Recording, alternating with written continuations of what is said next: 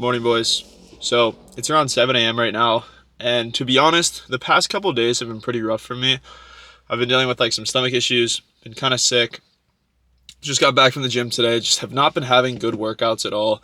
And to be honest, I had no clue what I wanted to talk about today.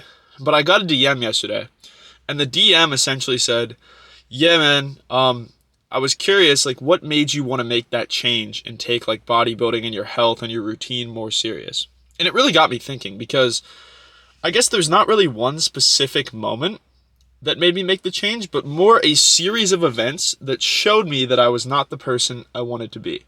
So let me elaborate on that. Back whenever I first started in the gym, right? I started because I was dealing with like some, I guess, mental issues. I was just depressed. I didn't have any like purpose in a sense. I didn't really feel too good about who I was as a person. I was like skinny fat. I didn't have any definition. You guys know this if you followed me, but I started working out at home. And I remember I literally set up like 2 bar stools in my basement at like our bar in the basement. And I would do like dips on there. And then I would do push-ups on my like, I would hold like 10-pound dumbbells and then like row them in between the fucking push-ups. Just like whatever I could to try and get in shape. And I made a little bit of progress, right? And that was pretty cool. And then once I started going to the actual gym, or I guess lifting at a buddy's home gym, I should say, I started to look a good bit better. And I had like this decent physique. And at this point, I felt like my personality kind of revolved around the gym. I felt like I was just trying to be like this gym guy, right? I was a dude who went to the gym and I wanted everyone to know that. And I'm sure you kind of feel the same way if you're somebody who goes to the gym. Like you want people to recognize that you're somebody who works out, right? Because that's who you are. You're somebody who lifts. But that being said, I feel like I made that progress off the jump and I use that as a cop-out. I use that as an excuse to not really try to progress anymore. And I kind of just made minimal progress for the next couple years. Just staying like the exact same, not really progressing much. And then I did like a long dirty bulk. And this is where things got worse. I kind of did like a long dirty bulk. I was like, all right, I have a decent physique.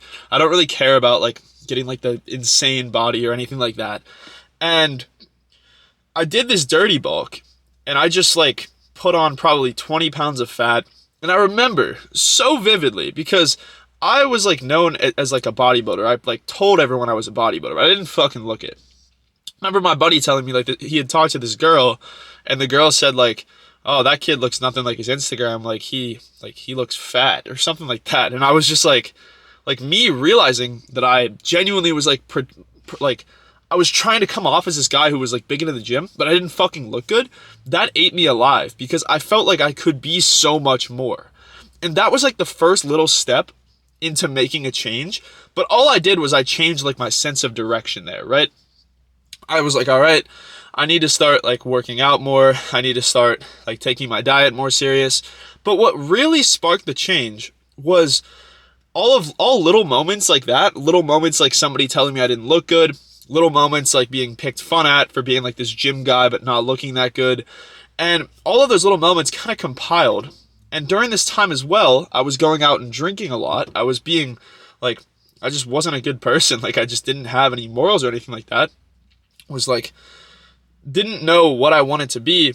And I remember I looked down at this tattoo right here, and it says, "Love you, Guy." So Guy is my grandmother, and she raised me when I was younger. And when I was around, I think 11 years old, she passed away. But she had such a great impact on who I became as a person that I wanted to get it tattooed. And I look at that tattoo, and I look at it and stare at it, and I realize that the person that I am, or the person that I was in this case, was not the person that she wanted me to be. She didn't want me to be this average kid. She didn't want me to be this kid who was going to the bar multiple times a week. She knew that I was meant for something great. And she told me that every single day when I'd see her. She told me that I was meant for so much and told me that I had all of this potential and just like made me have so much self-belief. But I wasted all of that self-belief after her death because I didn't have somebody reminding me that anymore. Nobody was telling me that I was deserving of something more. Nobody was telling me that I was something greater. And because of that, I fell into this trap that I was okay with where I was at. I fell into this trap that I was complacent with where I was at. And I realized that that was my biggest downfall. So when I stared at that tattoo one last time and realized that I was selling myself short, I realized that I wasn't being the man that she wanted me to be. That's whenever it really sparked the change. And from there were only more moments that led to the change. Every negative thing that happened to me led to me changing more. For example, when that happened, when I had that realization, I hired a coach and entered a bodybuilding prep. When I was on bodybuilding prep, my girlfriend of 2 years broke up with me, and that forced me to lock in even more, because a lot of people in that breakup would turn to like their vices, would turn to smoking, would turn to drinking, and all I did was develop myself more as a person. But that being said, it kind of takes a turn after the bodybuilding show, because I went not right back to my old roots, but I started to go back to my old roots. I started to go out again because I could. I started to smoke a little bit more. I started to hook up with girls.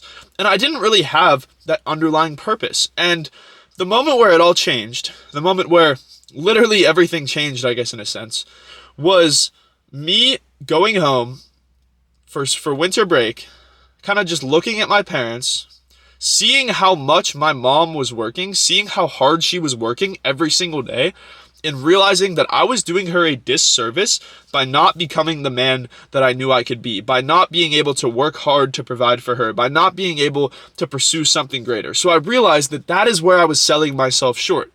And I knew that the first step to developing myself was getting back into that mode, in a sense, right? Was getting back to working out hard, was getting back to dieting consistently, was getting back to, I guess, developing a routine I was proud of. And that's what I started to do. And it didn't come instantly, but I started to wake up a little bit earlier. I started to feel a little bit better.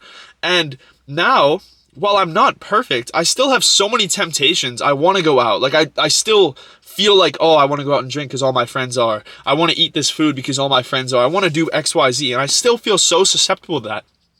But I know that I'm meant for something more. But I know that I'm meant for something greater.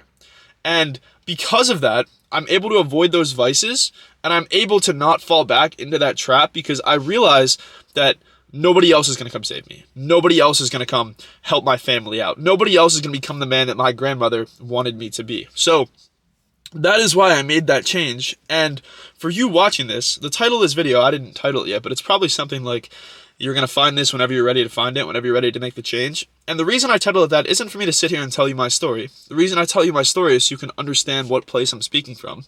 But while I'm speaking to you, what I need you to understand is that you might not have that massive why, right? You might not have that great reason, because for me, I couldn't cite one specific event where everything turned for me. I couldn't cite one specific event. It was just the buildup of hating my situation and realizing more and more and more that I could have been something more and I wasn't. For you watching this, what I need you to understand, deep-rooted and deep down, I need you to get this engraved into your head. So please listen to me. You are meant for more. You are meant for so much more than the person you are right now. You are meant for all of these amazing things, and you have the same potential as anyone else to go achieve all of these things. You have the same potential as anyone around you in your life. Are you chasing that potential?